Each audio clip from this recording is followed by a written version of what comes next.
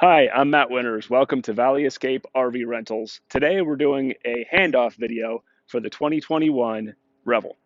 If you follow me to this side, we'll start on the outside of the van, walk through the systems, and then we'll go on the inside to show you how everything works. So starting at the door, just a couple things to point out here. The first is your outdoor table. There are two clips. If I flip those up, I can bring the table down. Now this cable adjusts so that if you're on a little bit of a slope, you can still make it flat. You also have access to your fridge from the outside on the 2021 Revel, which is very nice. You can open it here, and there is a freezer there as well. As far as controls, you can control your awning here. This is the switch for the out. If I push it once, the awning starts to extend. You can see that overhead. If I push it again, you can stop it in any position, or you can let it run all the way out. There's a light, which you can flip on at night. Lights up here. Hard to see during the day, but it does a really great job of lighting your campsite at night. One touch on the in button to go in. Now, one thing to point out, the awning will not operate if the vehicle is turned on, and that's a safety feature to make sure that you don't drive away while the awning is out. Let's step around to the rear of the vehicle and look at where the connections are. This is the cassette toilet. This is sometimes called a black tank in other RVs. Cassette toilets have a cassette, which is where the waste is held, and that's only for your toilet. There's a separate tank for your gray water, which is your shower and your sink, which we'll go over in a second. To open the door, whenever you need to empty your cassette toilet, you use this Thetford key. Thetford is the name of the manufacturer of the toilet. So I open the top, push both buttons, and our cassette becomes visible. There's a small lever so that you can take it out and remove it. Now, if you're interested in watching the detailed explanation of how you empty a cassette, watch our separate video on emptying a cassette.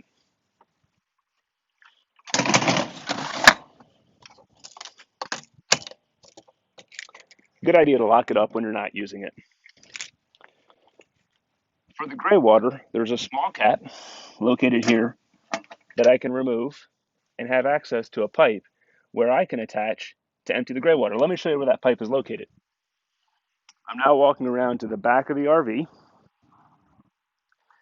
and you will notice a small flap located right down here that has a little latch on it.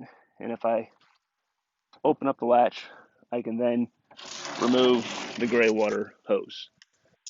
Now you can see that this is designed to connect right down here. Quick twist to lock it on. And then this side goes inside of the clean out at the campground, which is basically a hole in the ground with a cap. You usually remove the cap, put this in the hole, and then you would pull this lever to release the fluid. When it stops flowing, you push this lever back in, remove your line, and seal it back up. Now, when I put the hose away, one important thing to keep an eye on is that you've latched this latch. And that's to make sure that the door doesn't come open. We have had cases in the past where the doors come open and the hose was lost. So just a good idea to make sure that's latched. One more item to point out on the connections, and that is our 30 amp cord. Now the 30 amp cord connection is here. This is only if you're staying at a campground or potentially somebody's house where you want to plug in. And there is an adapter, which is inside of the back of the RV that twists locks on here. And the other side plugs into the 30 amp plug at the RV. And there is an adapter so that you can also plug into a normal 120 volt outlet if that's all that you have available. Not necessary to plug in because you do have solar on the roof. You charge your batteries whenever you're driving down the road. It takes about 2 hours to charge in terms of a day's trip. And you can virtually stay off the grid because you are able to store quite a bit of electricity in your batteries. Taking a look at the rear, both doors swing either to 90 or all the way out to 180 degrees, which is very nice because you can leave them open if it's good weather and sleep that way. Now in the back, there is a shade that comes down, and this shade has two purposes.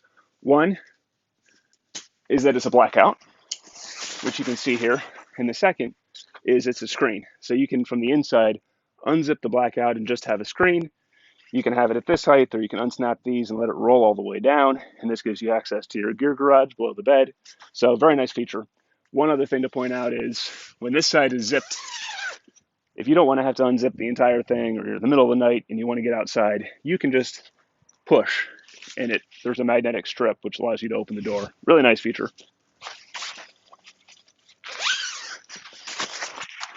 Next, we'll go over the gear garage, which is located in this location. Now there's a key which I'll show you on the inside so that this bed can go all the way up to the top, which completely opens up this area. It's really a great space to store bikes, kayaks that you can extend into the hallway, pretty much anything that you want to use during your trip in terms of outdoor activities. One last item to go over on the outside is our water connection. The water connection on the 2021 Revel has been placed in the back, and you can see here that this is a connection for a hose. We supply a hose right over there, just underneath the bed in this small compartment, along with your power cord. The hose, in terms of refilling your tank if your fresh water were to become empty, one end of the hose connects here, the other to a standard hose bib, and then you need to look at this guide and follow the power fill tank to fill up the tank. So your white needs to be down, your green needs to be to this side, your red up, and your blue down. So that's the position that you would be in when you turn on the water at the hose bib and start filling the tank. When the tank's full, you will know it because water will start running out underneath the coach in pretty much this location. You'll see it spilling out underneath. When that happens, you just shut off the water at the hose bib, disconnect, your tank is full. In order to use the water from the tank, you do need to follow the guide to put yourself back on the dry camping mode. Now that means if I just follow the guide, white is down, green is up, red is up, and blue is horizontal. You do have two switches here. One is for an outside light, which actually lights up the side over your connections on the driver's side of the coach. And the other is to turn on and off your water pump. There's two places to do this. You can also do it in the front, which I'll show you in a minute. The reason they put one back here is because you can hook up a sprayer adapter, which is also located next to the hose. This is a quick disconnect, and you have hot and cold water back here. Really nice. You can take exterior showers, spray off your gear, or just spray off your feet if you're going in and out of the RV. Okay, with that, let's go on inside and take a look at some of the features. Starting from this view, we can see that there's a panel here that's labeled 120 volt breakers. If you ever have a situation where your power goes out and you cannot use your outlets, this is the first thing to check. This door pops open, and you want to make sure that all these breakers are on. And they are now, so we're good. If they're ever off, you just put it back in the on position. One other thing to check is just underneath of the dinette is a GFI outlet. Sometimes this needs to be reset, and it's as simple as pushing the reset button until it clicks, and then your outlets will come back on. Next option to show here is your dinette. This dinette can be removed. It's on a pedestal, but no real reason to remove it because it can swivel out of the way and make room for your seats. Now, both of the front seats do spin around, and let me show you how that works.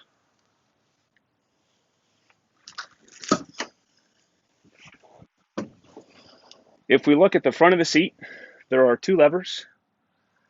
One lever controls your back and forth motion, and one lever controls your spinning. So this is your spinning, this is your back and forth. You typically want to start with the seat all the way forward, and you can pull this lever, and you can begin to spin. And if you can see here, I'm just spinning the seat all the way around. Driver's side seat does exactly the same motion, and you can spin both seats around so that you have access to the dinette if you're sitting by the dinette for dinner. It's also a great seating position if you just want to relax, put your feet up on the dinette seat, and enjoy your camping trip. Let's go over the features located here in your Winnebago One Place. The first I'd like to go over is the hot water and the heating system. It's the same system, and it's controlled right here. As you can see, it's labeled furnace and hot water. There's a couple things going on. This one turns on the hot water, which is running from your diesel system. This one turns on the burner, and this one turns on in case you plug in that it will automatically switch over to 120 volts. You can leave that on all the time. So what we recommend is just turn on all three of those options, And then if you don't want any air heated, then you can just leave it as is, and that will create hot water. If you want to heat the air, then you just use this like a normal thermostat, and you pull it up to the temperature that you want. That controls the heater and the blower, and it will automatically maintain that temperature. To turn it back off, you just cycle this all the way to off, and then you can turn these systems off as well. Now, moving over to this panel, this controls your water pump. Right now, water pump is showing off. If I want to turn it on, I just hold it for a second, and it will toggle to on. Next is your tank level. This shows that your freshwater tank is full, gray water is empty. Good place to monitor it. And your battery level, not super critical to monitor, but does show you the current condition. This panel is your overall battery on-off switch. If none of your lights are working, then this typically means your battery is off. You just toggle the switch back on, and everything should start up. Finally, you have your inverter control over on this side. And right now, when this button is depressed and this light is on, it means the inverter is on. And to turn it off, you would just depress the button. Your solar controller is strictly for monitoring, nothing that you need to worry about here during your trip. This remote controls your overhead fan. The overhead fan is located right up here, and it's a really nice feature. If you're camping without AC and you're someplace cool enough, you can set this just like a thermostat, and it will do its best to maintain the temperature. Also great to use this fan when you're cooking. Sucks the air outside just like an overhead vent would. Another feature to point out is your bed. Your bed has a key, which is located here, and this key controls the system that raises and lowers the bed in case you're storing gear inside. You can see in the back, it starts to rise. It's on a strap system, and it can be in either the up position or down position when you're driving. Either one is fine.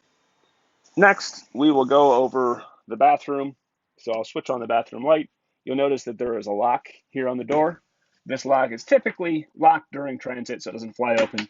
And when you get to your campsite, you can open it. Inside, you'll notice that there are a couple of racks. These racks are great for storage during your drive. Stuff doesn't roll around or slide around. And when you get to your campsite, you simply remove the racks like this, and you can slide them underneath the bed so that they're out of the way. The toilet operation is quite simple. There are two controls. One is for your water, which circulates water inside the tank when I push it. And the second is for the release, which releases the water into the tank. You close that up, and you're good to go.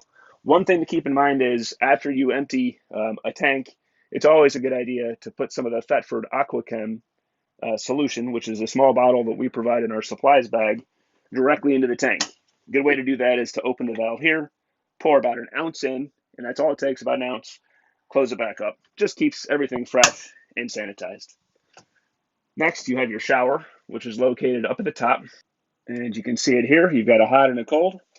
And the shower is also on a quick disconnect so that you could take this nozzle outside in the back if you want to do an outdoor shower. There is a decent amount of space. It's not huge, so it's a little tight to take a shower in here, but it's a nice option if you don't want to go outside. In the sleeping area, this is the air conditioner location, and it can be controlled by pushing this large rectangular button. This button will cycle through the different operations. It has obviously a cool cycle, but it also has a heat cycle, which can be used if it's not real cold outside and you're plugged in. Now, the air conditioning can run off the batteries. You just have to make sure that the inverter's turned on. You cycle to the cool cycle, and then you can control the temperature with these arrows. Well, thank you for watching the handoff video, and we hope you have a wonderful trip exploring the great outdoors. And we'd like to thank you for renting with Valley Escape. We look forward to seeing you next time.